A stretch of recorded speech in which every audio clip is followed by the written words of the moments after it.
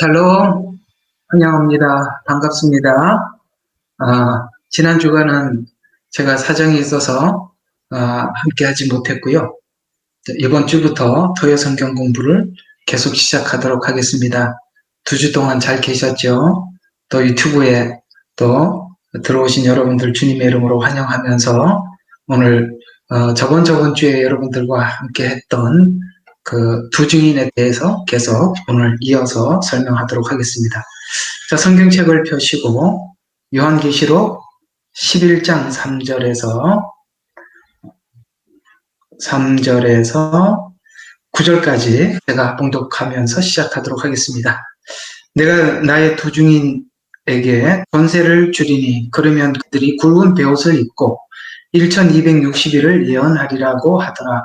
이들은 땅에 하나님 앞에 서 있는 두 올리브 나무며 두 촛대니라. 그러므로 그들을 해치려고 하면 그들 입에서 불이 나와 그들의 원수를 삼키리니 누구든지 그들을 해치려고 하면 반드시 이와 같이 죽게 되리라. 이들에게는 하늘을 닫는 권세가 있어서 그들이 예언하는 날 동안 비를 오지 못하게 하고 물을 피로 변하게 하는 권세도 있어 원하는 때면 언제든지 온갖 재앙으로 땅을 치시리로다. 또 그들이 자기들의 증거를 마칠 즈음에 끝없이 깊은 구렁에서 올라오는 짐승이 그들과 전쟁을 하여 그들을 이기고 또 죽이리라. 그리하여 그들의 죽은 몸들이 큰 도성의 길거리에 놓이리니 그것은 영적으로 소돔이라고 소돔과 이집트라고 부르며 우리 주께서 십자가에서 못 박히신 곳이라. 또 백성들과 족속들과 언어들과 민족 중에서 온 사람들이 그들의 죽은 몸들을 사흘 반 동안 구경하며 그 죽은 몸들을 무덤에서 장사하기를 허락하지 아니하는지라. 아멘. 여기까지만 하겠습니다.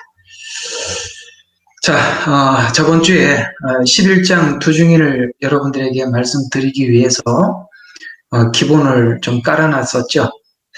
저번에 말씀드렸던 내용들을 잠깐 기억을 되살리면서 복습하는 마음으로 한번 언급을 하고 이제 하나하나 설명을 해 보도록 하겠습니다.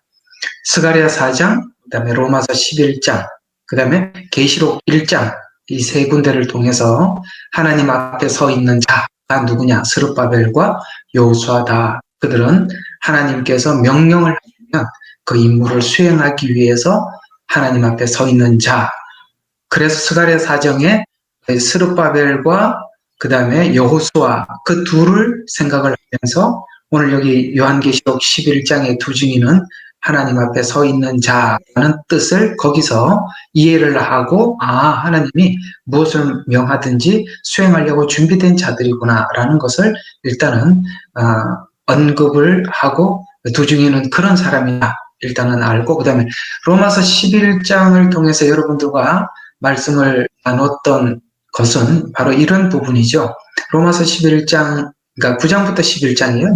정확하게 보면은 거기에는 이스라엘과 유대인 관계 속에서 유대인들은 구약이라는 성경을 통해서 예수님 오실 것, 십자가 복음을 더 나가서 또 십자가 복음과 함께 더 나가서 재림 복음까지 구약의 예언을 자라는 차원에서 구약은 원 감람나무, 그 다음에 그 원 감람나무에 붙은 이방인, 접붙임을 받은 올리브나무, 감람나무, 올리브나무 같은 이야기거든요.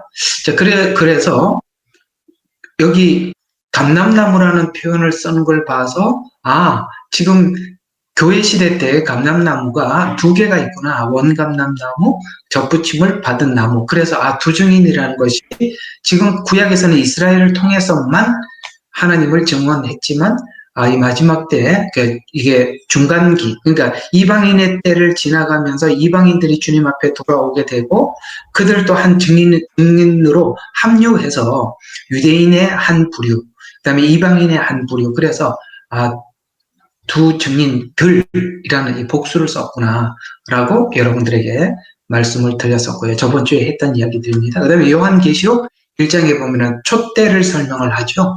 그 촛대가 교회라 이렇게 설명하는 걸 봐서 이게 바로 두 증인은 교회를 의미하는구나. 이 교회를 저번 주에 여러분 에베소서를 통해서 유대인과 이방인이 하나 된 교회를 설명을 한 적이 있습니다. 자, 이거 기본적으로 굉장히 중요한 부분이니까 이걸 저번 주죠. 여러분들에게 이미 준비하고 말씀을 드려서 깔아놨기 때문에 자, 오늘은 이제 거기서 덧붙여서 계속 더 진행해 보도록 하겠습니다. 두 증인에 대해서 제가 준비한 자료는 지금으로부터 앞으로 한 11페이지 정도가 되는데, 11페이지를 2시간에, 1시간 반에 마치기는 어려울 것 같고, 오늘도 하는 데까지 하고, 어쨌든 다음번에 한 번 더 두 증인을 할 것 같아요. 그렇게 하면 여러분들과 함께 두 증인 이야기가 11장 한 장을, 전체 4시간 반을 하는 거잖아요. 그죠? 아마 4시간 반 정도면 자료가 풍부해서 두 증인에 대한 오해가 없게 될 것입니다. 이 두 증인에 대해서 사람들이 이렇게 언급하기가 또 사람들에게 해석해 주기가 사람들 꺼려하는 이유가 있습니다. 그게 왜 그러냐면요. 두 증인 설교 잘 안 하죠. 왜 그러느냐면은 지금까지 이단들이 교주들이 나타나서 자기가 두 증인이라고 하고 자기가 감람나무라고 얘기했거든요. 여기 감람나무가 이거잖아요. 증인이거든요. 그러니까 감람나무라는 말과 두 증인이라는 말이 같은 이야기예요. 또 감람나무는 또 스가랴서에는 그 기름을 공급하는 성령을 상징하기도 해요. 그래서 그 어떤 이단의 교주는 자기가 성령이라고 이야기하지 않습니까? 이렇게 정말 중요한 복음의 아주 요지들 말이죠. 정말 중요한 요지들을 이 사람들이 이렇게 속여서 사람들에게 하도 거짓말로 전해놔서 요즘 이게 정상적인 교회 목사님들도 그런 이야기들이 너무 많이 오용되어 있다 보니까 본인들도 그런 얘기를 꺼내기가 어려운 거예요. 신천지라는 말이 얼마나 중요합니까? 굉장히 성경에서는 너무 중요한 이야기인데 신천지라는 이름을 가지고 가버렸지 않습니까? 감람나무 굉장히 중요하죠. 이렇게 중요한 단어들을 이단들이 너무 많이도 훔쳐가서 정상적인 교회에 있는 목사님들이 이런 말들을 쓰기를 굉장히 꺼려하고 있어요. 자, 그런 차원에서 우리가 남들이 그렇게 했다고 해서 우리가 그 말을 안 할 이유는 없죠. 그래도 해야죠. 그들은 거짓말로 속여서 하는 거지만 저희들은 그렇게 속여서 하는 건 아니지 않습니까? 그래서 그들이 하는 말들이 얼마나 허무맹랑한지 이 두 증인을 잘 이해하고 나면 이단들이 제가 바로 두 증인입니다라고 얘기할 때 우리가 속지 않겠죠. 대부분 이단들은 끝에 가보면 자기가 두 증인 중에 한 사람이라고 이야기를 합니다. 그래서 한 4시간 반 동안 여러분들과 함께 이 두 증인에 대해서 확고하게 정리를 하시고 난 이후에 앞으로 이 마지막에 두 증인이 내가 두 증인이다라고 나타나서 거짓 복음을 전할 때 우리 여기 있는 여러분들은 아무도 속는 사람이 없기를 간절히 소망해 봅니다. 자, 한번 진행해. 지금까지 스가랴 4장, 로마서 11장, 요한계시록 1장 이 내용들을 종합해 보면 이 결론은 선지자들이라는 이 복수형을 쓰고 있다는 것에서 이게 물론 둘도 복수지만 여기에 나라와 민족과 열방과 백성에서 죽임을 당한다고 했거든요. 그렇게 보면은 이 둘은 아니죠. 그런 차원에서 분명히 이 실제 두 증인이라는 것은 유대인과 이방인을 의미하는 것이 실제 두 사람은 아니다. 왜? 이거 굉장히 중요한 자료예요. 왜냐면은 이단들은 자기가 두 증인이라고 했을 때 그 두 사람 중에 한 사람이라고 하거든요. 그게 아니라는 것을 일단은 여러분들이 이해하고 나면 저들의 말이 거짓이구나라는 것 우선 판단이 되리라 생각이 되기 때문에 그렇습니다. 괜찮죠? 그거 하나 중요한 자료를 하나 건진 것입니다. 자, 그러면 유대인들 중에 두 증인이 누구인가? 우리 한번 여기서 요한계시록에서는 그게 밝혀지고 있어요. 특별히 요한계시록은 무엇보다 요한계시록은 유대인들과 약속하셨던 구약의 선지자들에게 하셨던 약속이 이루어지는 내용으로 기록되어 있기 때문에 유대인들은 지금도 기대하고 있거든요. 그 선지자들을 통해서 하셨던 그 약속들, 그들이 회복될 것이고 주님 앞에 돌아오게 될 것이고 구원받게 될 것이고 그 다음에 열방의 증언자가 될 것이고 그 다음에 어느 시점이 되면 많은 이방인들이 예루살렘 성으로 예배하러 올 것이고 이런 약속들이 너무나도 그 대부분 선지자들이 선지서를 기록할 때마다 그 부분에 대해서 예언하지 않는 자들이 없을 만큼 유대인들에게 약속을 했고 유대인들은 지금도 아주 철석같이 믿고 기다리고 있는 중이거든요. 그럼 하나님이 약속만 하고 그 하나님 성취 안 하시는 분입니까? 성경에 보면 하나님이 약속을 한 약속은 반드시 성취하십니다. 인간의 실패와 상관없이 당신이 약속한 것은 다 이루셨거든요. 자, 이런 의미에서 보면 이 유대인들 중에 이 14만 4천이 유대인들 중에 한 증인으로 14만 4천을 이야기하는데, 자, 그러면 그 14만 4천도 정리를 잘 해야 돼요. 14만 4천 명이 14만 4천이 전부 다 전 3년 반에 두 증인의 활동 기간에 순교를 당하는가? 그건 아니라는 거예요. 그게 왜 그런지 또 설명을 하겠습니다. 나중에 나와요. 굉장히, 그러니까 이런 걸 하면 두 증인도 풀리고 14만 4천도 풀리고, 아시겠죠? 14만 4천 가지고 얼마나 이렇게 저렇게 속여 먹었습니까? 네, 지금도 저 이만희는 자기들만이 14만 4천이라 그리고 항상 이단들이 14만 4천만 구원받는다고 하고 14만 4천이 넘으니까 전도한 순서대로 자른다. 14만 4천까지. 그래가지고 또 신천지에서 그 14만 4천에 들어가려고 전도를 하나 하고 나면 네가 했다, 내가 했다, 내 이름 올려달라. 참 한심한 일들이 일어나고 있는 거죠. 14만 4천 가지고 또 속여 먹는 거 아닙니까? 이 14만 4천은 자기들이 아니거든요.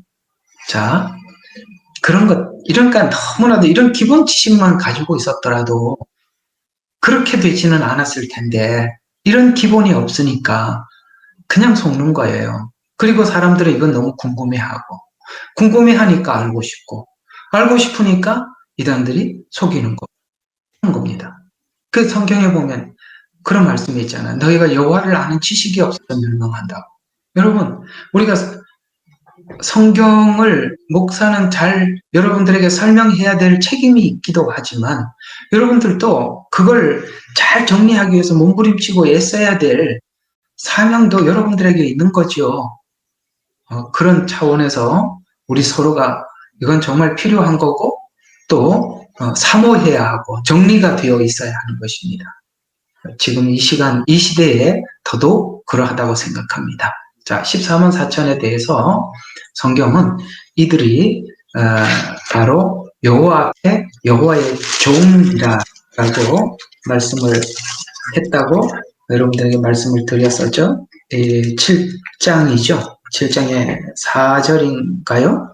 예, 3절에 보면 말하기를 우리 하나님의 종들인 그들의 이마에 인장으로 표시할 때까지 이렇게 표현하고 종이라고 분명히 표현하면서 그 다음에 이스라엘의 지파 이름을 쭉쭉 나열하고 있습니다. 그래서 종이란 일반적으로 구원받고 일반적으로 그냥 성도 이런 정도가 아니죠. 어떤 하나님 앞에 부름을 받은 사명자라는 뜻이 담겨 있습니다. 따라서 이 14만 4천은 마지막 때 복음을 전할 유대인들을 의미하는 의미하는 것이라는 것입니다. 또 두 증인이 순교한 장소들을 우리가 여기 그 11장 7절과 8절에 보면 순교한 장소를 이렇게 표현하고 있어요. 자, 7절에서 8절입니다. 또 그들이 자기들의 증거를 마칠 즈음에 깊은 구렁에서 올라오는 짐승이 그들과 전쟁을 하여 그들을 이기고 또 죽이더라. 그들의 죽은 몸들이 큰 도성 길거리에 놓였는데 여기 뭐라고 이야기하냐면 그 도성의 이름을 영적으로 표현하고 있습니다.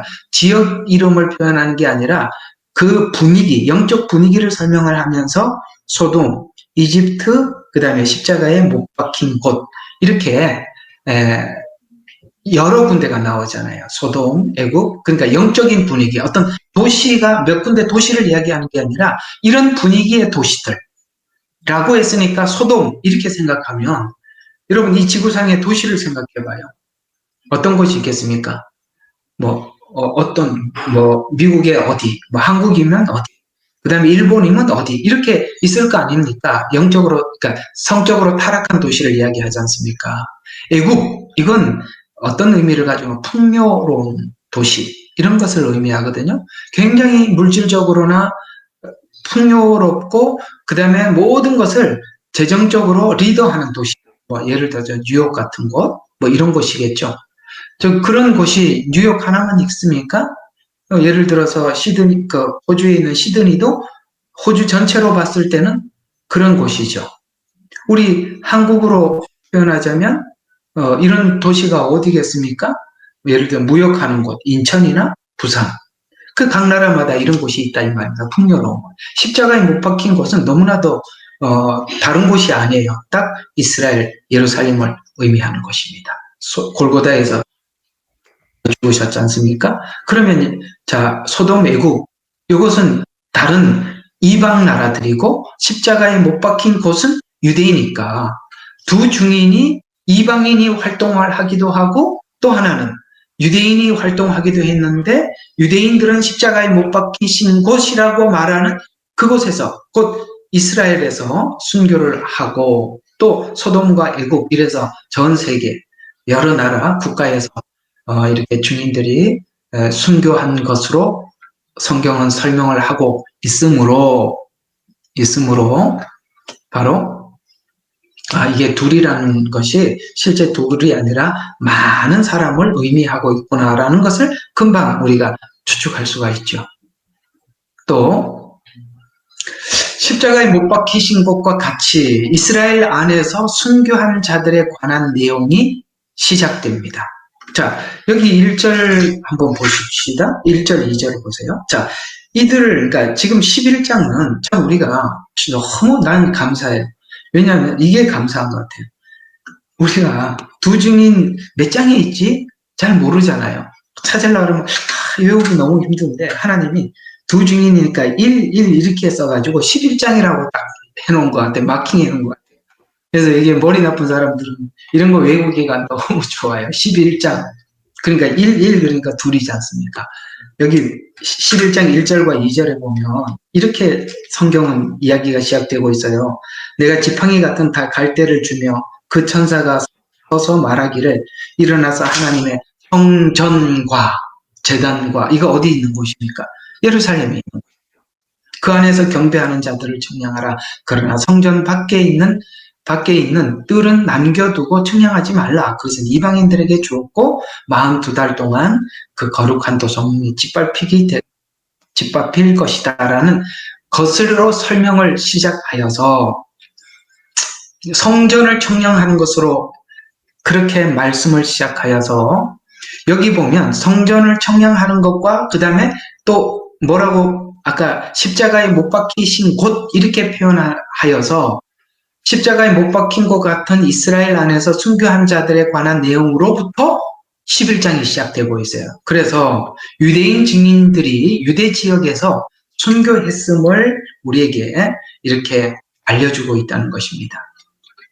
요한계시록 7장 3절과 4절에 보면 이 두 증인 중에 14만 4천은 하나님의 종이로서 두 증인인데 이 숫자를 최종 이렇게 정리를 하는데 자, 왜 14만 4천이 전 3년 반의 이스라엘 백성 중에 죽은 사람들이 전부냐? 그게 아니라 성경에 이렇게 이야기를 합니다. 자, 14만 4천을 설명을 하면서 유대 교회가 시작된 초대교회 때부터 순교자들이 생기기 시작했죠. 여러분, 12사도들 중에 요한만 오늘 여기 요한계시록을 쓰고 있는 요한만 자연사 당합니다. 반모라는 섬에 유배되었다가 자연사 당하게 되죠. 그러나 나머지 사도들은 전부 다 순교를 당하거든요. 그러니까 그들이 지금 초대교회에서부터 스데반 집사의 순교, 그래서 순교자들이 쭉 나와요. 그래서 이 순교자들이 쭉 나오는데 이 전 3년 반에 많은 사람들이 이제 그 14만 4천이 지금까지 채워져 가고 있었고, 전 3년 반 때 이 순교자가 채워져요. 최종적으로 채워지는 것은 전 3년 반이 끝나고 후 3년 반으로 막 넘어갈 때 바다에서 올라오는 첫째 짐승과 싸워서 이 두 증인이 순교를 당하게 되면서 그 숫자가 14만 4천이 찹니다. 자, 이 이야기를 이렇게 성경은 이렇게 시작되었고 이렇게 찼다. 이 14만 4천이 이렇게 시작되었고 이렇게 찼다. 이렇게 설명을 하고 있는데, 요한계시록 6장 9절과 11절을 한번 보십시오. 자, 요한계시록 6장 9절과 11절에 보면 이렇게 설명해 들어가고 있습니다. 자, 제단 아래 장로들이 기도하면서 우리 신원을 언제까지 들어주지 않으시렵니까? 라고 이렇게 하나님 앞에 외치죠. 지금 요한계시록 6장에서 이것은 다섯째 봉인이 인재앙이에요. 인재앙은 뭐라고 그랬죠? 7년이라는 시간 안에 들어가는 게 아니라고 했습니다. 전부 다 징조라고 했습니다. 그런데 다섯 번째 인이 떨어지고 여섯 번째 인이 딱 열리는 순간 뭡니까? 나팔과 대접재앙이 시작이 되거든요. 나팔과 대접재앙 전체가 시작이 돼요. 그러면은 다섯째까지 와서 여섯 번째 열리기 전에 어떤 일이 있었냐? 바로 이 기도가 있었다고 합니다. 자, 어린 양이 다섯째 봉인을 열 때 내가 보니 제단 아래에는 하나님의 말씀과 그들이 가진 증거, 이게 복음이죠. 때문에 죽임당한 혼들이 있는데, 죽임당한 뭡니까? 과거형이에요. 그러니까 이미 그들이 순교를 당한 사람들이 앞에 있었다는 것이죠. 이미 순교한 자들이 있었다는 것이죠. 그러면서 그들이 제단 아래에서 순교자들이니까 큰 음성으로 하나님께 부르짖었어요. 말하기를 거룩하고 참되신 주여, 땅에 살고 있는 그들을 심판하셔서, 땅에 살고 있는 그들이라고 표현하면은 요한계시록에는 세상적이고 하나님을 핍박하고 이런 사람들을 표현할 때 쓰는 표현이니까 어디 있어요? 땅에 살고 있는 그들을 심판하셔서 우리 피를 갚아주실 날이 얼마나 남았나이까? 얼마나 남았습니까? 우리 피를 갚아줄 날이요. 이렇게 물었더니, 그러자 그들이 각자에게 흰옷을 주면서 그들의 동료 형제들처럼 종과 형제들도, 그러니까 아까는 과거형으로 물었어요. 갚아주시겠습니까? 라고 했더니 그 다음에 동료 종들과 형제들도 그들처럼 죽임을 당하여라는 거, 그러니까 미래형이 되죠. 알아들으셨어요? 과거에 이미 죽었고 앞으로 형제들과 동료 종들이 그들처럼 지금 그들처럼 이렇게 표현하는 것은 요한이 지금 듣고 있는 얘기니까 지금 3자로 듣고 있잖아요. 그래서 그들처럼 죽임을 당하여 그 수가 차기까지 채워질 때까지 잠시 더 쉬라고 말씀하시더라. 뭐라고 말씀하셨어요? 그 수가 차기까지 14만 4천이. 알아들으셨죠? 알아들을 줄로 믿습니다. 알아들어 주셔야 돼요. 다시 한번 정리할게요. 자, 지금까지 순교했었다. 그 다음에 전 3년 반에 두 짐승에게 바다에서 올라오는 짐승에게, 첫째 짐승이죠. 그에게 두 증인이 순교를 당함으로써 14만 4천이 찼다. 이렇게 되는 겁니다. 차서 그 다음에 여섯 번째 인이 떼지는 거예요. 여섯 번째 인은 바로 나팔재앙으로 들어가는 거거든요. 나팔재앙. 그게 바로 7년의 시작입니다. 그러니까 7년의 시작은 바로 누구의 기도 응답? 순교자들의 기도 응답으로부터 시작했다라고 성경은 이렇게 설명을 해주고 있는 거예요. 머리가 쥐가 나더라도 잘 정리해 주세요. 잘 정리해 두시면 큰 도움이 됩니다. 자, 제가 반복해서 말씀드리는 것은 여러분들 나중에 또 이거 이해하려고 또 유튜브 또 듣고 할 텐데, 이왕 듣는 김에 처음부터 제대로 잘 기억해서 하나하나 빠지지 말고, 여기 있는 여러분들 중에 누구도 빠지지 말고 잘 정리해서 들어가라고 이렇게 또 두 번, 세 번 반복하니까 들어주시기 바랍니다. 자, 수가 차기까지 하리라라고 미래형으로 했기 때문입니다. 그래서 제단 아래서 기도한 순교자들은 다섯째 인을 떼기 전이니까 넷째 인이 지나간 시간이라면 넷째 인까지는 이렇게 되는 겁니다. 넷째 인까지는 모두 다 징조예요. 그러니까 인재앙의 징조는 인재앙의 7년의 징조는 모두 다 인재앙에서 그러니까 넷째 인까지가 징조의 사실 첨부라고 봐야 돼요. 뭐였죠? 넷째까지가 전쟁, 기근, 전염병, 그렇죠. 그 다음에 하나 더 있다면은 유브라데 전쟁은 이제 들어가기 전에 유브라데 죄송합니다. 그건 나팔제한에 들어가 있는 거고요. 자, 우리 여기서 한번 봅시다. 6장이네요. 자, 여기에 뭐라고 나옵니까? 첫째 인 미혹, 미혹. 그 다음에 전쟁. 그 다음에 기근, 전염병 이런 것들입니다.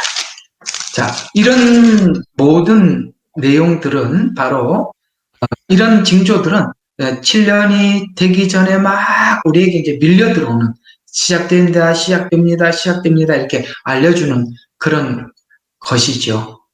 그래서 다섯 번째가 오늘 순교자들의 기도, 여섯 번째가 나팔 시작, 일곱 번째 인은 첫 번째 인부터 마지막 일곱 번째 대접 전체를 의미한다라는 거 저번에 이 도표 한번 올려드렸는데 꼭 암송하셔야 됩니다.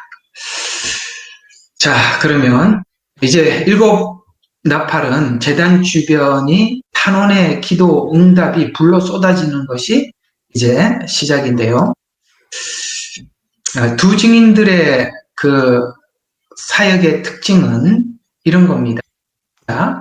초대교회 사도들, 그러니까 순교의 시작이라고 그랬습니다. 그 다음에 재림 때 두 증인까지 이 두 증인, 하나님의 증인들의 특징이 있는데 어린 양이 어디로 가든지 따라가고 복음을 증거하고 더 나가서 죽기까지 충성한 종들이며 이 증거는 네가 작은 책을 먹으라 다시 예언해야 하리니라는 이렇게 말씀하신 것은 요한에게 이 작은 책을 먹으라는 말이고 다시 예언해야 된다는 것은 요한과 같은 증언자들, 사도와 같이 요한과 같은 증언자들이 마지막 때 다시 두 증인으로 주자로 나타나서 복음을 전할 것이다 라는 차원에서 오늘 이 두 증인은 초대교회 사도들과 같은 증언자들이라는 뜻이 되는 겁니다. 지금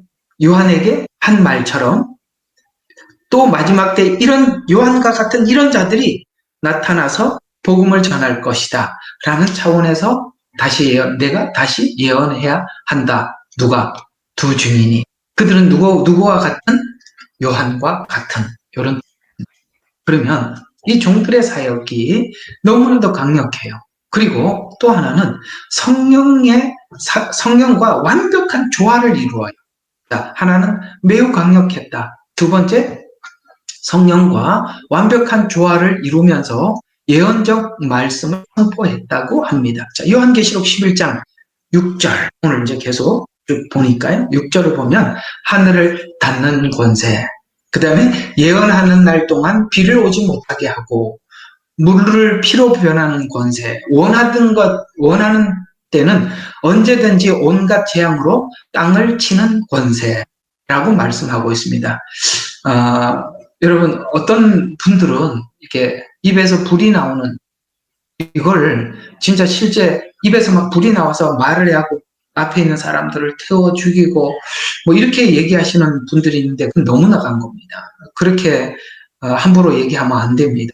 성경은 이미 앞에 있었던 어떤 사건을 가지고 들어와서 이걸 설명하는 것이지 여기에 한 내용이 나와 있다고 해서 그걸 그대로 액면 그대로 쓰는 게 아니라 이런 형태의 말씀이 앞에 어떻게 설명이 되어져 있나 하는 짝을 찾아서 풀어야죠. 그 짝을 찾지 않고 그냥 함부로 풀어버리면 근거가 없어요. 자, 분명히 아모스서에서 이렇게 말씀하셨죠. 너희가 여호와 책을 자세히 보아라. 자세히 보라 그랬어요. 그리고 그 중에 빠진 것이 없고 짝이 없는 것이 없다 그랬습니다. 짝이 있단 말이에요. 그 짝을 찾아서 입에서 불이 나왔다는 말도 짝을 찾아서 앞에서 이런 말이 여기서 이렇게 인용했구나 이렇게 보셔야죠. 그냥 사람 말 입에서 불이 확 나와서 앞에 있는 사람 태워 죽이고 그런 무슨 드래곤입니까? 그렇게 함부로 막 해석해서는 안 되는 겁니다. 성경의 앞에 그런 말씀이 있어요. 어떻게 인용됐는지 다 그거하고 연결을 시키지 않으면 그렇게 연결시켜서 설명하지 않는 것은 일단은 버리세요. 전혀 취할 이유가 없습니다. 자, 그러면 이런 이야기들이 도대체 뭐냐? 하늘을 닫고 그다음에 예언하는 날 동안 비를 오지 않게 하고 막 이렇게 머릿속에 막 어떤 사람이 막 연상이 될 거예요. 그다음에 물을 피로 변하는 권세. 원하는 것이든지 온갖 재앙으로 땅을 치는 권세. 이거 딱 두 사람이 생각이 날 거예요. 하나는 엘리야. 또 한 사람 누구죠? 모세. 그 두 사람 이야기를 하고 있는 거예요. 자, 모세는 왜 이런 재앙을 내렸죠? 바로 이스라엘을 출애굽시키기 위해서였던 거고요. 또 엘리야는 왜 이런 재앙을 내렸죠? 이스라엘이 너무나도 우상 숭배하고 하나님을 떠나서 하나님의 심판이 앞에 있음에도 불구하고 알아차리지 못하니까 하나님께서 이런 재앙을 통해서 각성케 하기 위해서 재앙을 내렸던 거 아니겠습니까? 아시겠죠? 괜히 하는 게 아니라 어떤 목적이 있다는 거예요. 자, 그래서 이 두 증인의 사역은 그래서 이 두 증인의 사역은 굉장히 뭐와 같으냐면은 그들은 하나님의 음성을 듣고 또 하나님의 말씀을 들은 음성을 사람들에게 그대로 전달하고 그러는 특징이 있어요. 그래서 이 마지막 때 두 증인의 사역에 합류하는 사람들은 음성을 잘 듣고 또 말씀을 정확하게 전달하고 전달한 대로 그 하나님이 어떻게 하라라고 모세를 통해서 바로에게 전하라고 했고 모세가 바로에게 전한 대로 하나님이 재앙을 내리셨거든요. 그래서 그것을 또 모세는 눈으로 목도하고 이런 일들이 계속 반복해서 이 1300년 반 동안 일어나는 거예요. 듣고 전달하고 그 다음에 전달한 대로 재앙이 임하고 그 다음에 눈으로 확인하고 이런 일들. 그래서 이렇게 하나님의 사역, 이런 사역에 대한 이해로 열려있지 않으면 이 일을 마지막 때 이 증인 사역을 할 수가 없는 것이죠.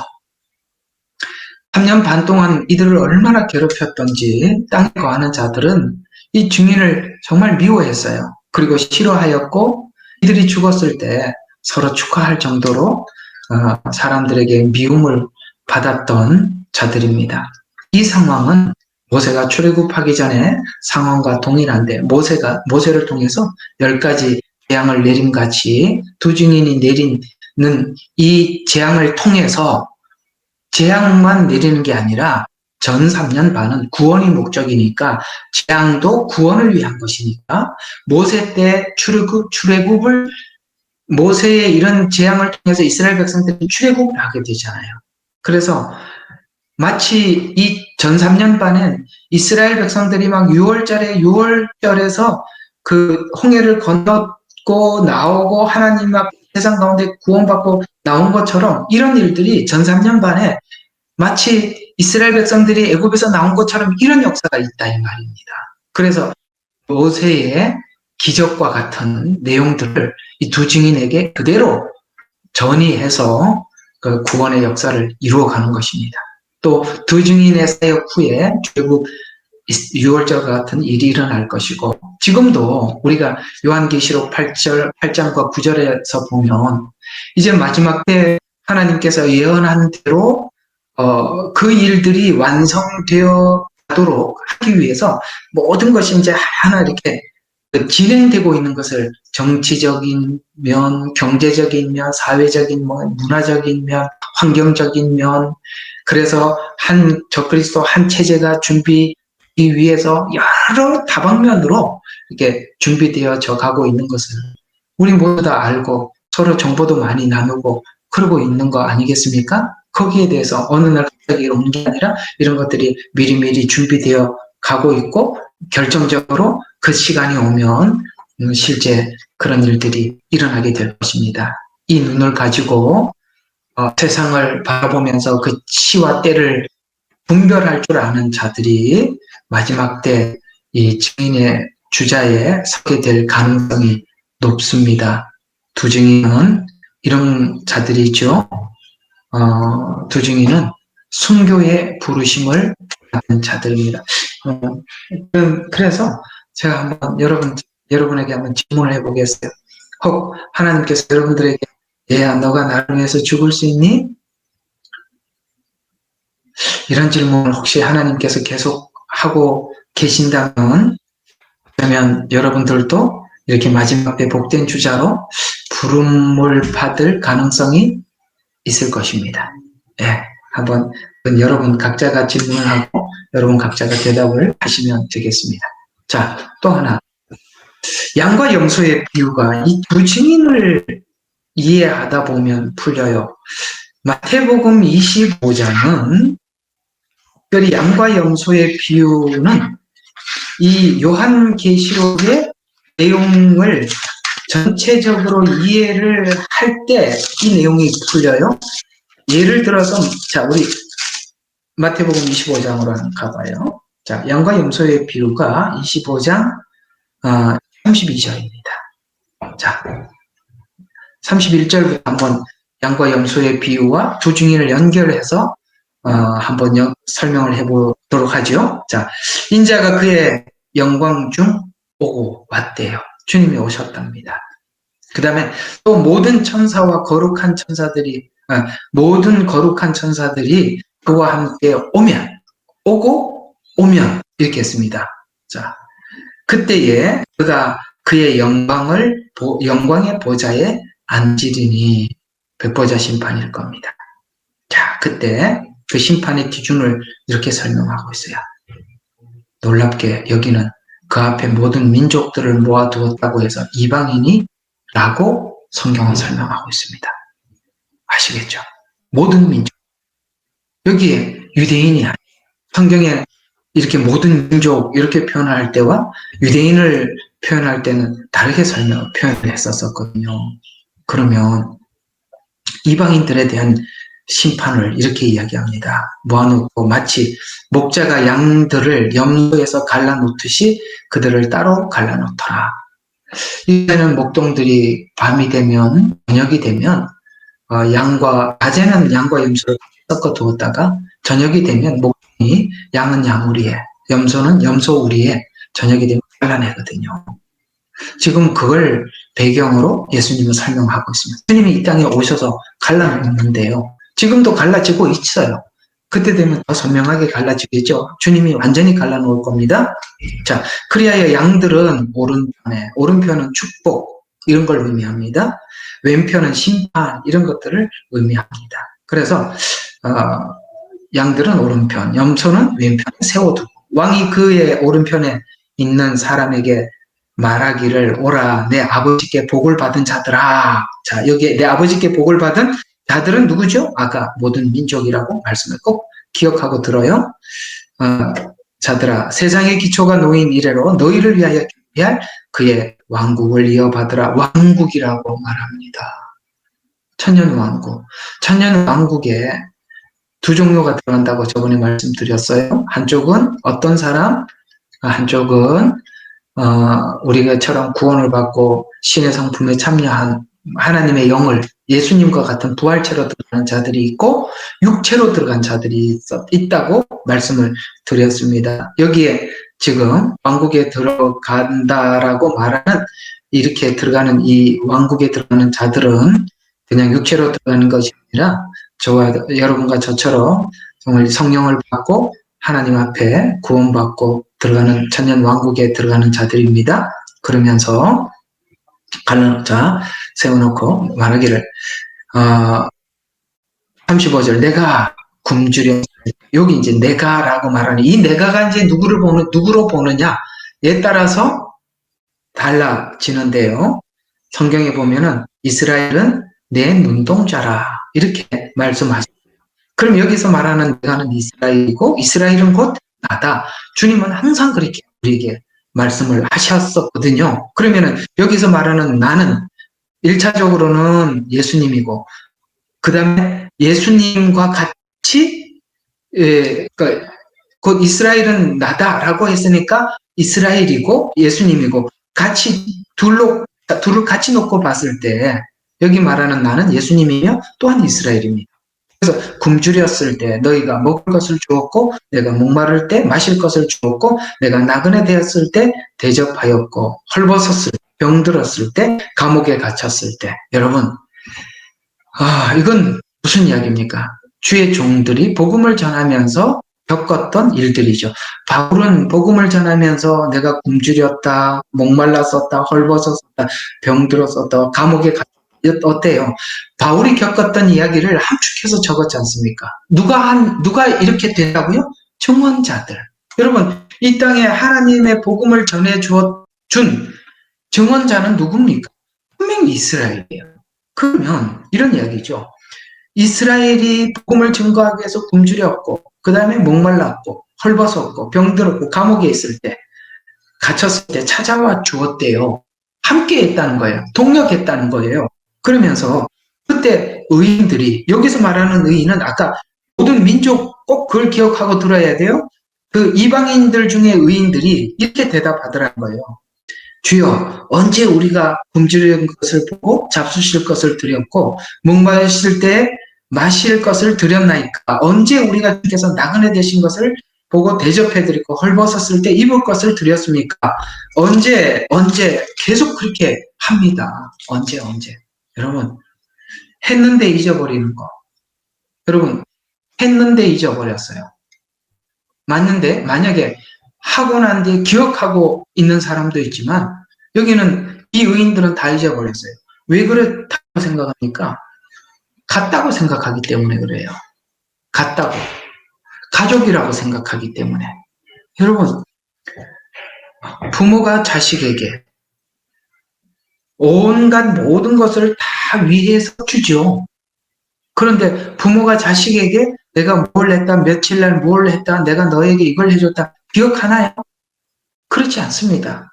하나가 되었을 때는 기억을 못해요. 나하고 타인하고 남이면 다 기억하죠. 빌려준 것도 기억하고 받을 것도 기억합니다. 돌봐준 것도 다 기억하죠. 여기는 보니까 의인들이 아무도 기억하지 못해요. 왜 그렇죠? 유대인들과 이방인, 정상적인 복음을 받은 사람이라면 절대로 복음을 전했던 유대인들을 미워하지 않습니다. 왜? 감람나무에 접붙임을 받은 돌감람나무는 하나예요. 하나이기 때문에 이해를 할 수가 없는 거예요.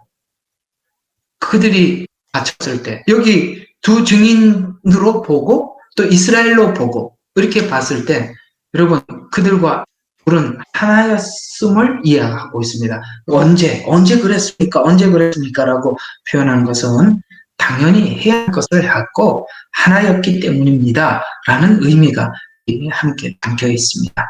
그러나 40절 왕이 대답하여 그들에게 말하기를 내가 진실로 너에게 말하노니 여기 내 형제 가운데 가장 작은 자 여기 또 아까 보니까 뭐라고 했습니까? 작은 자라고 표현하고 신명기 쪽인가? 거기 가보면 이스라엘아 너는 많은 사람들 중에 작은 자라고 이렇게 표현하고 있어요. 이스라엘을 작은 자라고 표현했거든요. 여기 작은 자라고 말하는 그는 또 이스라엘이에요. 작은 자 하나에게 한 것이 곧 나에게 한 것이라. 작은 자는 곧 나니.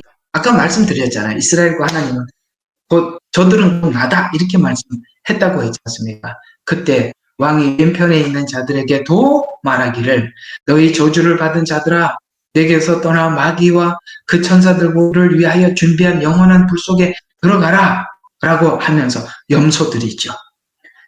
근데 염소들은 내가 굶주렸을 때 뭐 똑같은 이야기야. 안았고 했는데 뭡니까? 내가 그렇게 언제 하지? 아니하였나이까? 라고 하더라. 44절에 이렇게 얘기를 하고 있습니까? 내가 그렇게 언제 하지 않았습니까? 여러분, 저는 대체신학에 대해서 한번 설명한 적이 있습니다. 대체신학이 뭐냐면 아주 간략하게 이런 이야기입니다. 이스라엘은 예수님이 오셨을 때 예수님을 버리셨으므로 하나님이 이스라엘을 버리셨다. 그래서 이스라엘에게 한 모든 권한과 약속을 교회에게 위임했다. 대체했다. 그게 대체예요. 이스라엘을 교회가 대체했다는 거예요. 대체신학. 여러분, 이 대체신학은 너무나도 사단이 만들어낸, 교회 안에 만들어낸 아주 교묘한 악행입니다. 그래서 이상하게 이스라엘을 얘기할 때마다 항상 나쁘게 이야기해요.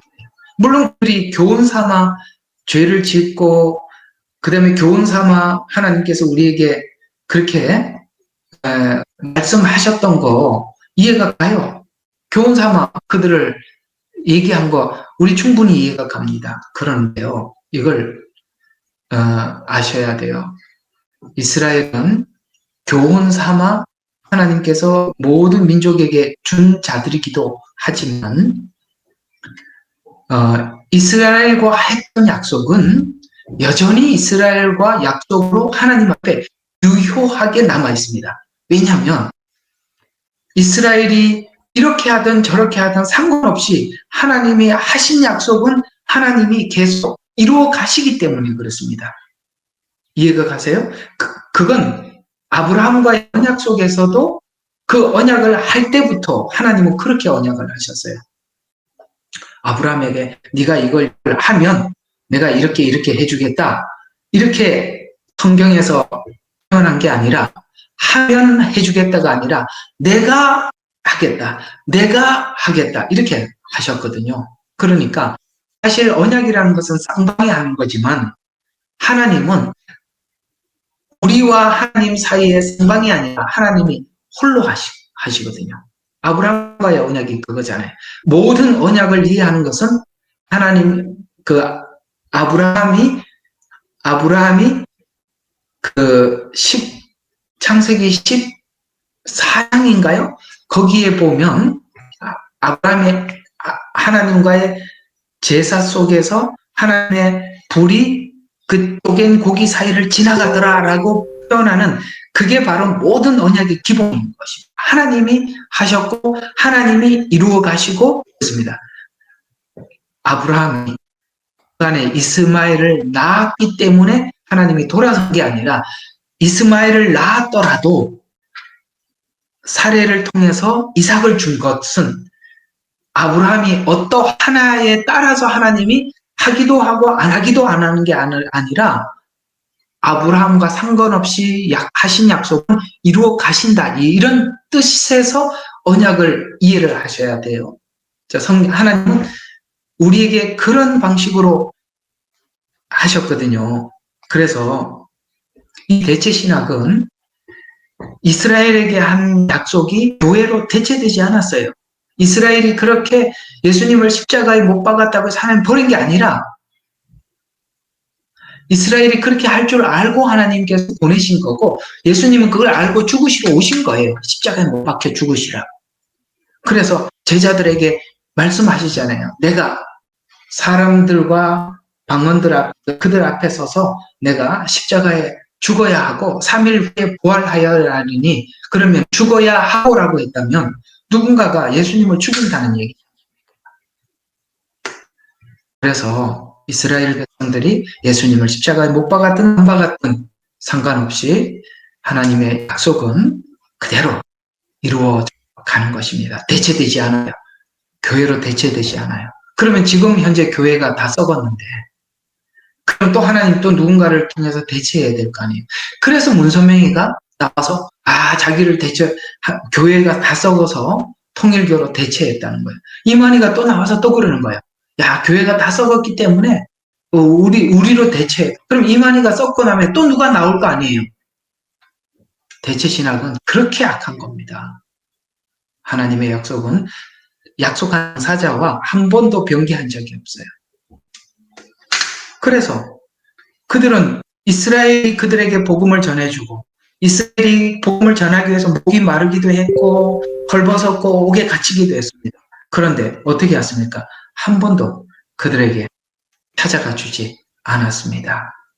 어쩌면 여기에는 너무 많은 내용을 담고 있을 겁니다. 이스라엘과 약속, 이스라엘과 이런 것들 모든 것은 다 배제하고 마치 그것이 언약의 당사자, 구원의 당사자가 본인인 것처럼 생각을 하고 이스라엘에 대한 이해는 전혀 하지 않는 자기 관점으로 성경을 이해하고 보고 그랬기 때문에 아마도 이들은 그 여러 가지 문제가 생기지 않았나라고 생각이 듭니다. 사실 이 부분에 대해서는 할 얘기는 너무 많지만 여러분들이 이해하기가 쉽지는 않으리라고 생각을 해요.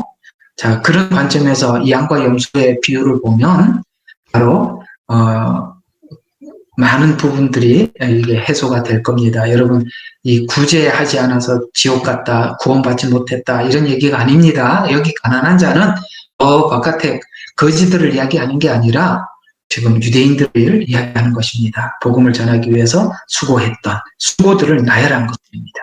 그래서 45절 왕이 그들에게 대답하여 말하기를 진실로 내가 너희에게 말하노니 너희가 이들 중에 가장 작은 자 하나에게 하지 아니한 것이 곧 나에게 하지 않다. 작은 자를 예수님과 또 하나님과 동일시시라고 했어요. 그러면서 그러므로 이들은 영원한 형벌에 들어갈 것이라 그러나 의인들은 영원한 생명으로 들어가리라.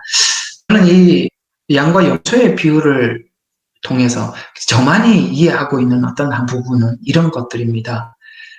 이 마지막 때 대체 신학으로는 이스라엘을 미워하거나 거부하게 되고 그 이스라엘에 대한 이해를 못하고 성경을 해석한다면 여기 후반부에 나오는 염소들이 아닌가 그런 생각이 듭니다.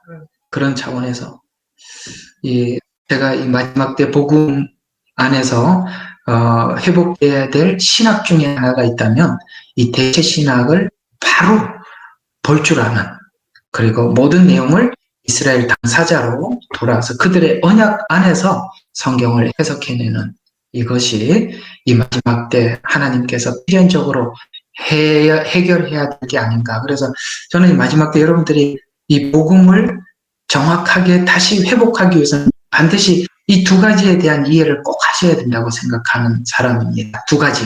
첫 번째, 대체 신학에 대한 이해를 반드시 해야 한다. 대체 신학에 대한 이해를 해야 한다. 그 다음에 두 번째로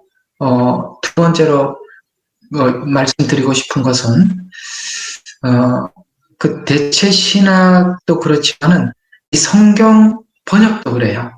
참 하기가 참 조심스러운 이야기이긴 합니다만 어쨌든 저는 이걸 한번 보세요. 어떻게 이쪽으로 잠깐 한번 가봅시다. 창세기 3장을 아까 누가 질문을 한 걸 내가 읽지를 못해서 너무 늦게 대답을 해드렸긴 했습니다만 이 부분이에요. 자, 창세기 3장입니다. 창세기 3장 우리 잘 알고 있는 거죠? 한번 봅시다. 어디를 보시냐면 그 사단과 대화를 한번 보셔요. 자, 3장 1절 주 하나님께서 지으신 들의 어떤 짐승보다 뱀은 더 강교하다. 그가 여자에게 말하기를 참으로 하나님께서 말씀하시기를 너희는 동산의 모든 나무에서 난 것을 먹지 말라 하시더냐? 왜 물어요? 왜 물어? 사단이 물었어요. 왜 물어? 물을 필요가 없잖아요. 목적이 있어서 묻는 거예요. 그러니까 여자가 대답을 해줘요? 여자가 그 뱀에게 말하기를 우리가 동산 나무의 열매는 먹을 수 있으나 동산 가운데 있는 나무의 열매에 관해서는 하나님께서 말하기를 잘 봐요. 너희는 그것을 먹지도 말고 먹지 말라라고 했지 무슨 먹지도가 왜 나와요? 여기 뭔가 중립이 있지 않나요? 그 다음에 만지지도 이거는 말이 없었잖아요. 만지라는 말은 없었잖아요. 그러니까 먹지도라는 말할 때부터 뭔가가 좀 이상한데 그 뒤에도 덧붙이죠. 만지지도 말. 죽을까? 언제 죽을까라고 죽으리라고 그러죠. 이게 뭐냐면 우리 인간 심리 속에 있는 자의적인, 여기 아담이 이렇게, 하와가 이렇게 말하는 이유가 뭐지요? 그거 한번 하고 싶었는데 지금까지는 할 마음이 없었는데 그 할 마음이 없는 하와에게 뱀이 찾아와서 묻죠. 아까도 왜 묻냐고. 의도가 있어서 묻는 거예요. 그런데 대답하는 꼴을 보세요. 그렇게 대답하고 있잖아요. 도 말고 만지지도 말라. 죽을까? 이게 다 뭐예요? 만들어낸 이야기죠. 여기 뭐가 담겨 있습니까? 먹고 싶다가 담겨 있다는 걸 알잖아요. 무슨 말이에요? 우리 속에는 하나님의 말씀 그대로, 하나님이 그렇다 그러면 네 해야 되는데 하나님 꼭 그렇게 해야 돼요 라고 질문하는 이유가 뭐죠? 우리 속에 거역하고 싶은 마음이 있는 거죠. 이걸 사단은 이용하는 겁니다. 여러분, 우리가 목사들이 성경을 잘못 가르친다, 그 얘기 좀, 그 핑계 좀 그만 대세요. 그 핑계 그만 좀 대시라고요. 목사들이 성경을 잘못 가르친 줄 알면서 왜 거기 앉아있어요? 사실 우리 마음에 이 하와 같은 마음이 없다고 누가 보장하겠습니까? 그러니까 성경 해석 자체가, 이게 성경 해석이에요. 해석 자체가 변질되는 거예요.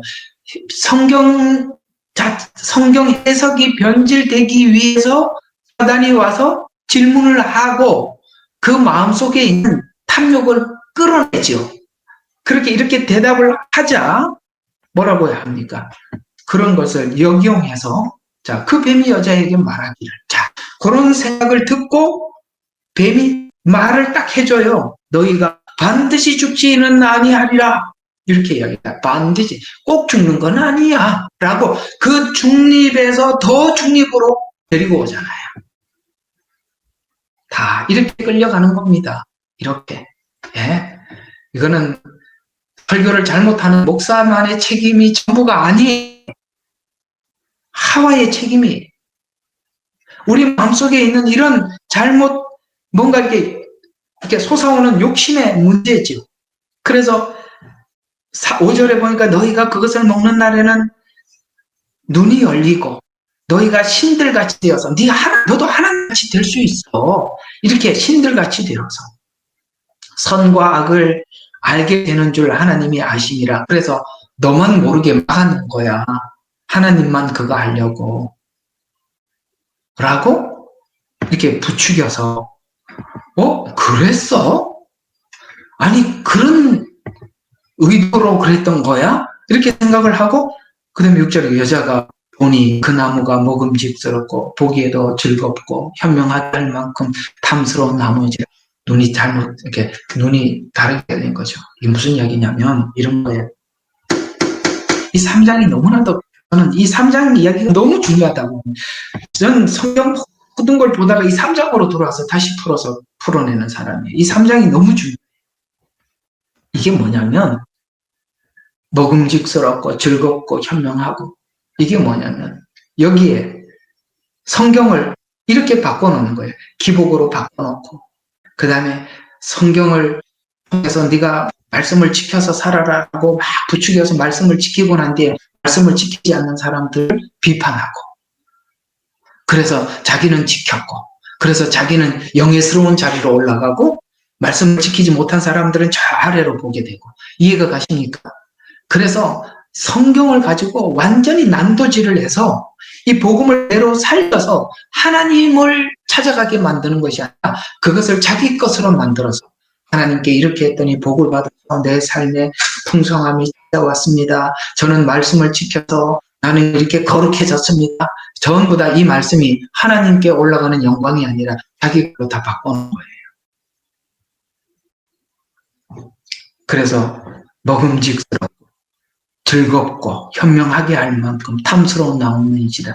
그녀가 거기에서 그 열매를 따서 먹으면 죽으리라 라고 했는데 자연스럽게 먹어버렸습니다. 거기까지 가버렸죠. 이게 둘의 만남이죠. 하나는 하와의 탐심과 사단의 만남. 그래서 그 사이에 어떤 일이 있었던 것입니까? 하나님의 말씀을 변개하고, 말씀을 변개했어요. 그래서 성경을 변개하는 작업을 반드시 하게 돼 있다고 창세기 3장에서 언지를 줬잖아요. 예, 성경 번역사를 보면 가톨릭이 개입을 해서 교황 중심으로 신앙생활을 하도록 하기 위해서 왠지 성경이 선명하지 않으니까 신앙생활이 선명하게 하질 않아. 감사합니다. 예, 호주 인터넷 사정이 이렇습니다. 설교하면서 항상 불안해요. 언제 끊어질지 모르겠습니다. 예, 하나님 주신 대로 한번 해봅시다. 계속. 성경을 이렇게 변질시킬 거라고 성경은 벌써 언지를, 그리고 우리 마음속에 있는 이 욕심들이 변질된 성경을 받아들일 거라고 하와를 통해서 말을 했잖아요. 그래서 거짓 선지자들을 보내서, 이 사단이 거짓 선지자들을 보내서 먹지 말라고 하는 선악을 먹을 것이라고 알려줬잖아요.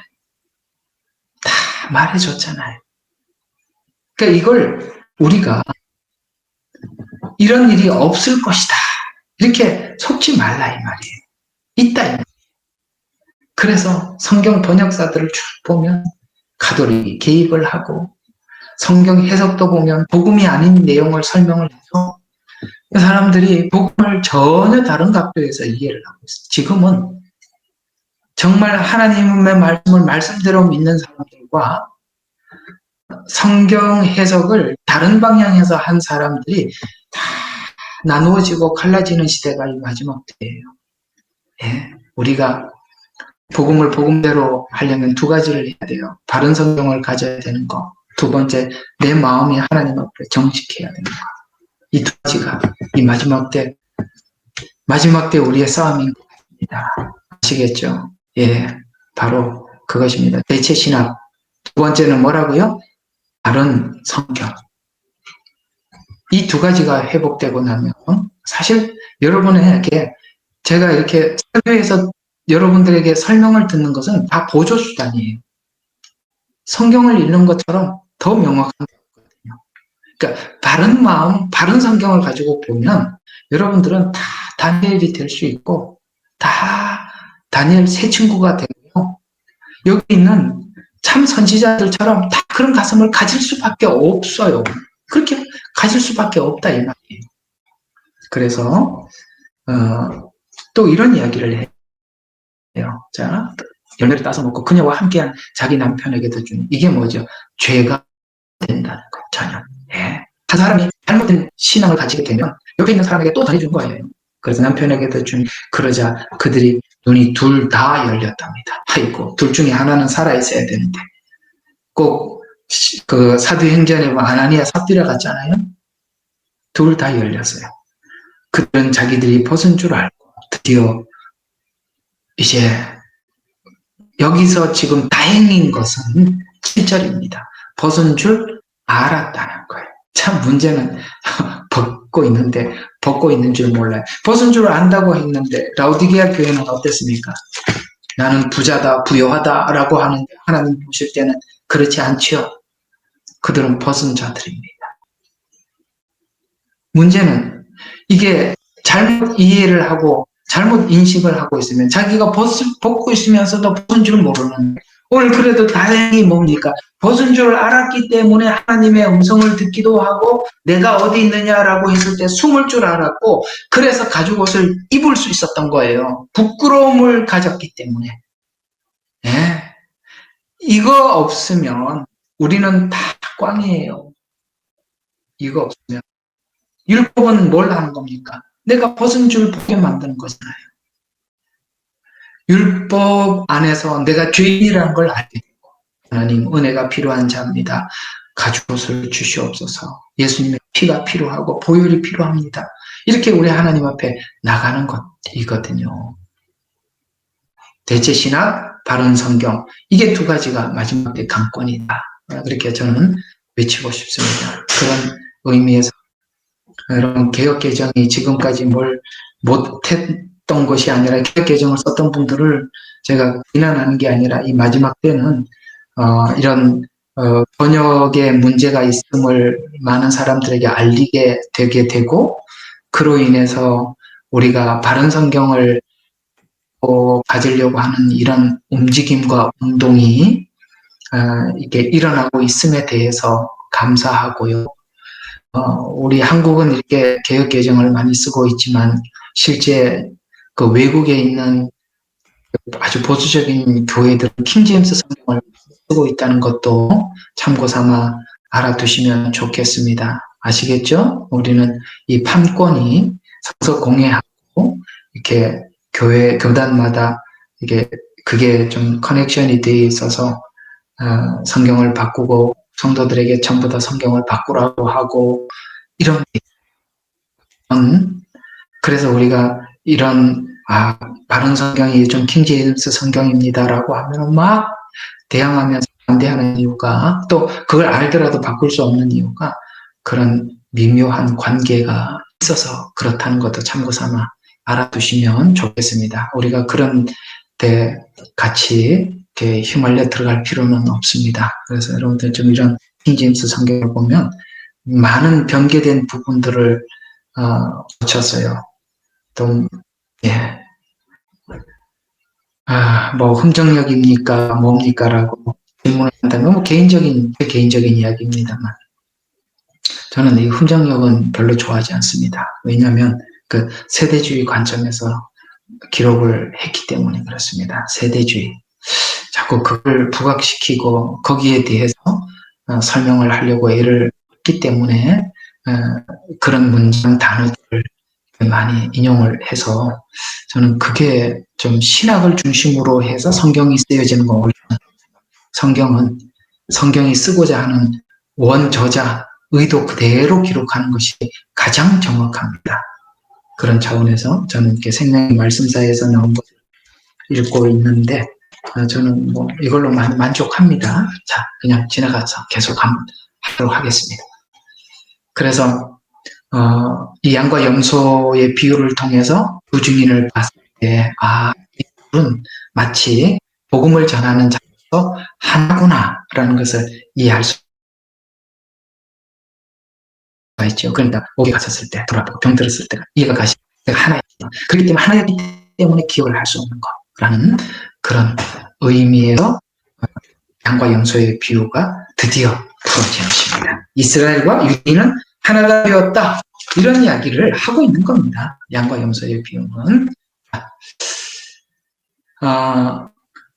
두 증인은 또 아까 정말 주님을 사랑하는 자들이고 또 주님이 어디를 가든 따라가는 자들이라는 표현에서 아가서에서 아가서와 같이 그 사랑 안에서 완전히 하나가 되고 연합된 자들이에요. 주님의 살을 받고 그 사랑으로, 사랑은 죽음보다 강한 주님과의 사랑으로 정말 끈끈이 연결된 자들이 두 증인들. 왜냐하면 그래서 복음을 전하면서 본인들이 순교를 해도 그 일을 담담하게 감당하는 이유는 사랑이 죽음보다 강하기 때문에 그 사랑 때문에 자기 죽음을 내놓을 수 있었던, 그래서 그런 사람들이 사랑이 죽음보다 강한 믿음을 가진 사람들이기 때문에 그 사랑이 어린 양이 어디로 가든지 따라가는데 어린 양이 어디로 갔는지 다 알죠. 골고다로 갔잖아요. 거기까지 따라가는 겁니다.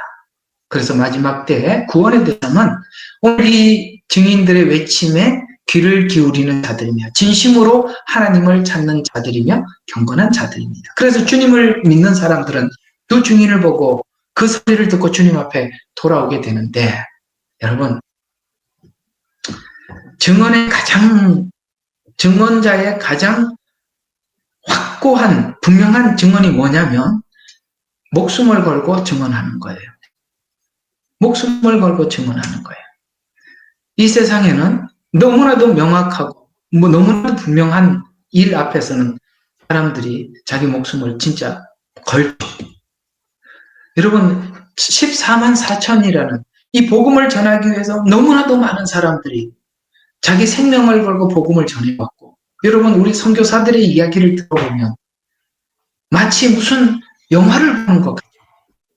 왜 그들이 자기의 삶과 가족의 삶을 초계와 같이 내놓겠습니까?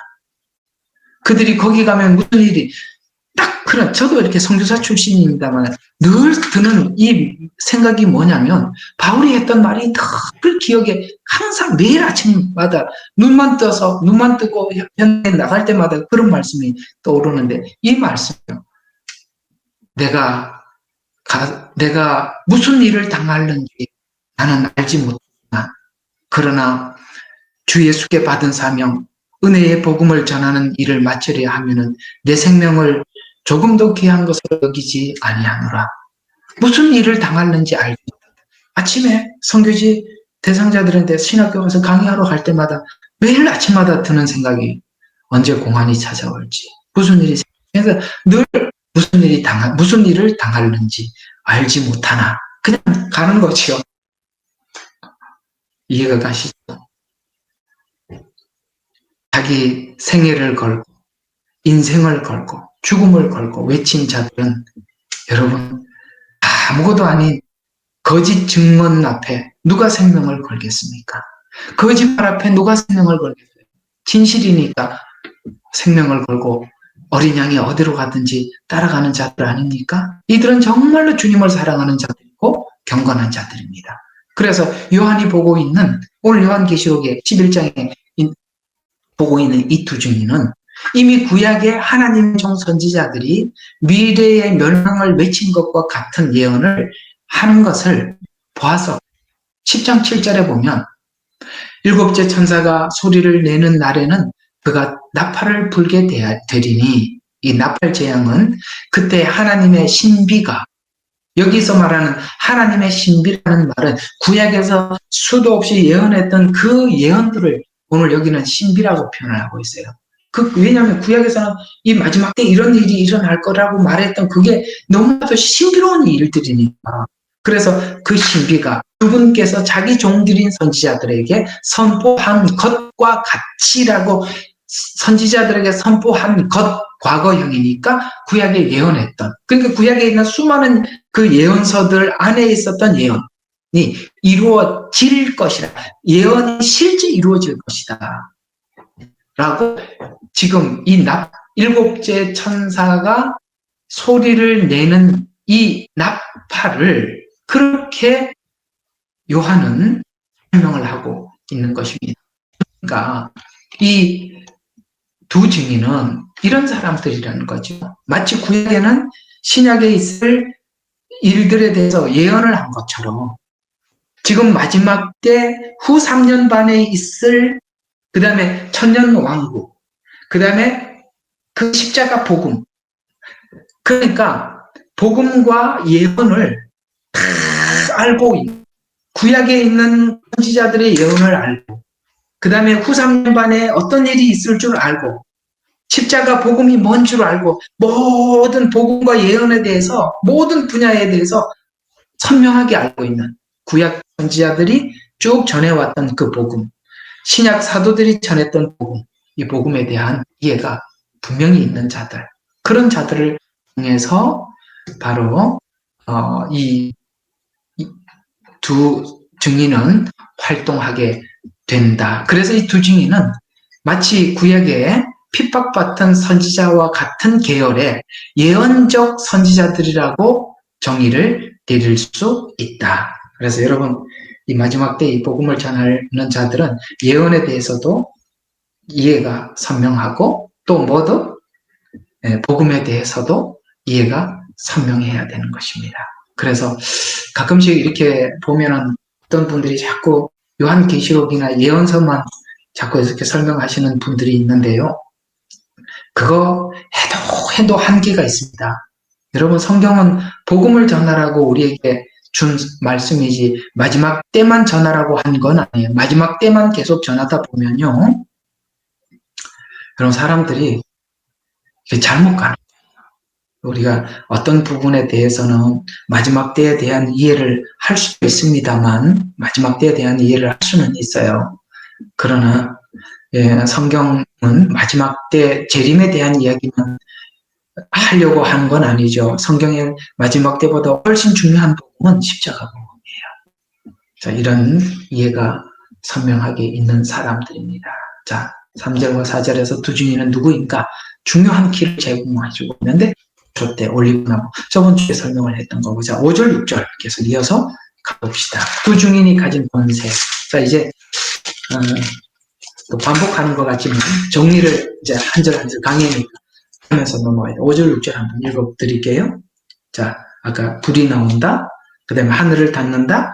물을 피로 변하는 것이다. 자, 1260일 동안 온 세상의 땅, 1260일이라고 나온 것은 항상 전 3년반을 설명할 때 며칠이라고 나와 있고 후 3년반은 달로 나왔다고 이렇게 처음부터 계속 설정을 해놓고 여러분들 가르쳐 드렸으니까, 자, 세상을 향해 땅에 임할 재앙을 경고하고 동시에 회개를 전파할 증인들인데, 이들은 모세와 엘리야의 사역과 같다고 말씀하고 있는데, 주 앞에 서 있는 감람나무 때. 근데 그러므로 이들을 해하고자 하는 사람들은 죽임을 당하는데, 그러면 불이 나와서 삼켰다라는 말은, 그들의 사역에 이 불이 나온다는 이 말은 도대체 무슨 말인가? 자, 모세의 사역에도 이런 일들이 있었어요. 자, 하나님께 반역하는 자들에게 불살라 죽임을 당했던 사건이 민수기서에 나와요.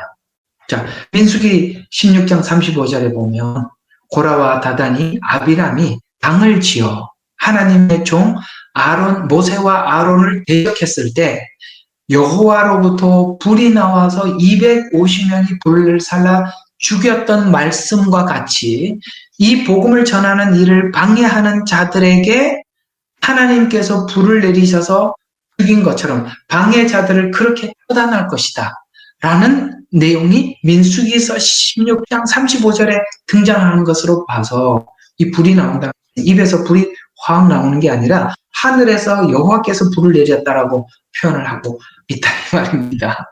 아시겠죠? 성경은 성경어로 풀어야 되는 거예요. 이렇게 입에서 불이 진짜 확 나와서 죽는 그 얘기가 아니지 않습니까? 자, 또 엘리야의 사역과 같이 열왕기 1장에 보면 아야 왕이 선지자 엘리야를 잡으려고 50부장을 몇 번 보낸 적이 있어요. 그래서 50부장과 그 군사들을 보냈을 때 하늘에서 불이 내려와서 그 50명이 불살라 죽었던 이야기가 열왕기하 1장에 나오고 있습니다. 아시겠죠? 그러니까 둘 다 엘리야, 모세, 엘리야 시대 때도 이런 일이 있었고 그 다음에 모세 때도 이런 일들이 있었습니다. 둘 다 어떤 특징이 있습니까? 하나님의 말씀을 전하려고 할 때 방해하는 자들을 하나님께서 해결해 주셨다. 이런 뜻에서 설명을 하고 있다는 것. 그 다음에 증인이 전한 말씀이 불이 되어서 삼킬 만큼 강력했다라는 의미도 있습니다. 자, 에레미야서 5장 12절과 14절에 이렇게 말씀하고 있거든요. 그들이 주를 속여 말하기를 그는 계시지 않나니 재앙이 우리에게 임하지 아니할 것이요. 주님이 안 계신데. 그리고 재앙이 우리에게 임하지 않을 것이대요. 재앙이라는 말이 나오고 있습니다. 우리나 칼이나 기근을 보지만 이것도 칼이나 기근이라는 표현을 씀으로 인해서 이제 전 3년 반에 있는 전쟁, 기근, 이런 항상 하나님께서 심판할 때 세트로 나오는 거, 칼, 기근, 미혹, 지진. 이런 것들은 세트로 항상 나오는 것들이거든요. 그래서 보지 아니할 것이라 선지자들은 바람이 되리니 말씀이 그들 안에 있지 않도다. 그 일이 그들에게 그렇게 이루어지리라 하였도다. 그러므로 만군의 주 하나님이 이같이 말하노라.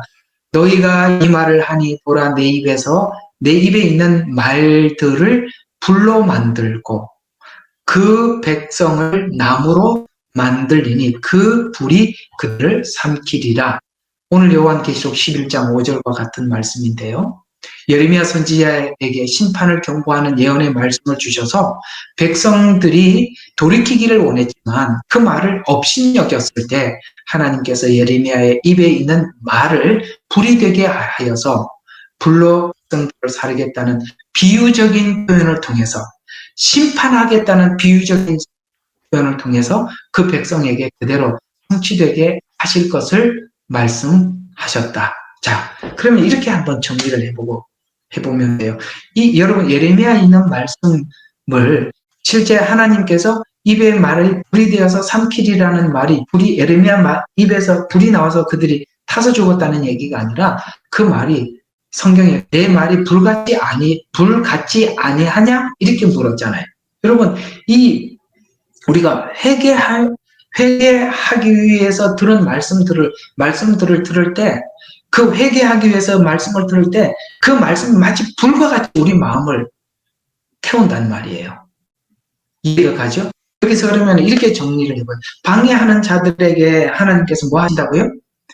불을 내려서 태우셨다고, 하나님이 내리셨다고 말씀하고 있어요. 그러나 예레미야의 말은 마치 불과 같이 그들의 심령을 강하게 자극했다라는 차원에서 그 말들을 불로 만들고 라는 비유로 설명을 했다는 거예요. 이해가 가시죠? 그래서 예레미야가 이 말을 했을 때 그들이 입에서 불이 나와서 죽었다 이런 얘기 아니라, 그 말이 불과 같이 그들의 죄를 태우고 가슴에 충격을 주었다 이런 뜻으로 비유로 말씀하셨다는 것입니다.